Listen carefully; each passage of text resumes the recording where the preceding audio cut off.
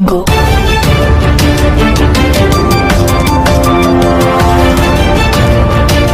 बर्तमान बड़ खबर पाणीपाग को नहीं बड़ सूचना नुआ अपडेट तेज घूर्णिबलय प्रभाव में आहरी 2 दिन घड़घड़ी सहित प्रबल वर्षा काछिबा नहीं सतर्क सूचना जारी कला पाणीपाग विभाग।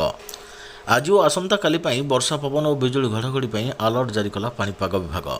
जानिबा डिटेल्स इनफॉरमेशन पाणीपाग को नहीं ता पूर्व वीडियो को लाइक करंतु जदि पारुछंती आपनकर सांग साथी मानको वीडियोटी को शेयर करनियतु। जदि फ्रेंड्स आपण माने हमर ई चैनल ले नुआ ही वीडियो देखुछंदे पूर्व केबे भी सब्सक्राइब करनाती तेबे निहाती चैनल को सब्सक्राइब करे सहित पाखरे आस्तुबा बेल आइकन को बजाय रखतांतु।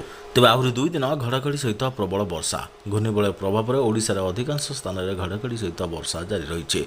उत्तर आंध्र उपकूल और पार्श्ववर्ती अंचल में समुद्र पतन ठारू 900 मीटर उच्चतार रही एक घूर्णिबलय। सेहीपरि आउ एक घूर्णिबलय दक्षिण बांग्लादेश और पार्श्ववर्ती अंचल में उत्तर बंगोपसागर उपकूल में समुद्र पतन ठारू 1.5 किलोमीटर ऊपर रही। तेबे राज्य में आसंता 2 दिन पर्यंत किछि स्थान में घड़घड़ी सहित वर्षा हेब। आज बिजुली घड़घड़ी मालकानगिरी और कोरापुट जिला को येलो वार्निंग जारी होइछे। उपकूल और आभ्यंतरीण ओडिशार किछि स्थान में बिजुली घड़घड़ी सहित वर्षा पवन हेब।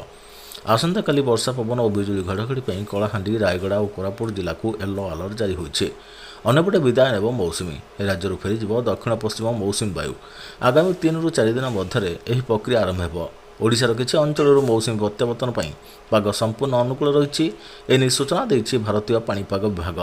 तेज आसंता 3 ରୁ 4 दिन भितर ओडिशा तेलंगाना सिक्किम और पश्चिमबंगर किछि स्थान फेरीज मौसुमी वायु। सेहीपरि महाराष्ट्र मध्यप्रदेश उत्तर प्रदेश और बिहार बाकी अंचल मौसुमी प्रत्यावर्तन करिबो। एही 3-4 दिन भितर झारखंड और छत्तीसगढ़ संपूर्ण भाव फेरीज दक्षिण पश्चिम मौसुमी वायु। अन्यपटे कमिब रातिर तापमात्रा। एही दिन राज्य में ठंडा पड़ो माड़ी आसिब शीत सहित घन कुहुड़ी।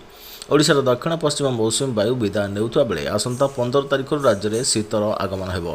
पाणीपाग विशेषज्ञ सुरेंद्रनाथ पशुपालक अनुसार आसंता सप्ताह पर्यंत पाग सुखिला और खराटिया रहिबो, किंतु 13 और 14 तारिख में समुद्र संलग्न जिलागुड़िक हल्कारू मध्यम धरणर वर्षा हेब। 15 ରୁ रातिर तापमात्रा कमिबा आरंभ हेब और 17 तारिख सुधा कंधमाल कोरापुट गजपति मयूरभंज और केन्दुझर आदि जिले में तापमात्रा 2 ରୁ 3 डिग्री ह्रास पाइब। शिशिरपात और कुहुड़ीर संभावना रही।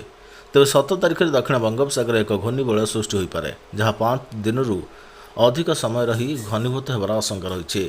तेज जार गतिपथ और तीव्रता एवं अस्पष्ट रही। 13 तारिख में दक्षिण पश्चिम वायु उत्तर पूर्व वायु परिवर्तन होगा सहित मौसुमी वायुर प्रत्यावर्तन प्रक्रिया आरंभ हो। अंतर्जातीय पाणीपाग संस्थागुड़िक अनुଯାयी लाल लीनार आगमन होइछे जहाँ जनवरी 2026 पर्यंत रही अधिक वर्षा और शीत आनीपारे। सेपटे चाषी आखिरी लुह लगाण वर्षा भांगिला आर्थिक मेरुदंड। लगाण वर्षा बेहाल चाषीकूल भांगी पड़लानी चाषीर आर्थिक मेरुदंड। चलित वर्ष भल वर्षा कारण क्षेत्र में भल फसल होइछि सत हेले यह सहित रोग पोक चाषी चिंता बढ़ाई। संबलपुर कुचिंडा उपखंडर विभिन्न चाष जमी पोकों दौरात्म देखा मिली। धान सहित अन्य फसल पोक लगुवा बेले औषध सिंचन कले कौन प्रभाव पड़ना जहाँ को नहीं चिंतार चाषी।